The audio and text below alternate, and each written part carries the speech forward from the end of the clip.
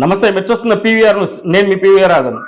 సాగర్ కుడికాలువ ద్వారా సాగునీటి విడుదల చేయాలని సిపిఐ ఏరియా కార్యదర్శి మేకపోతల శ్రీనివాస్ రెడ్డి కోరారు. ఆయన మీడియా సమావేశంలో మాట్లాడుతూ గత 4 ఏళ్లుగా పల్నాడు ప్రాంతం రైతాంగం సాగునీటికి తీవ్ర ఇబ్బందులు పడుతున్నారన్నారు. ఆయకట్టు కింద సుమారు 20 లక్షల ఎకరాలు బీడు భూములుగా మారాయన్నారు. ఖరీఫ్ సీజన్కైనా అధికారులు సకాలంలో నీటిని విడుదల చేయాలని ఆయన కోరారు. ప్రతి అక్షరం ప్రజల పక్షంగా నిరంతరం పోరాడుతున్న పీవీఆర్ న్యూస్ తెలుగు 4వ వార్షికోత్సవం సందర్భంగా శుభాకాంక్షలు తెలియజేస్తున్న సల్మాన్ రాజ్ మాచర్ల సర్వేయర్.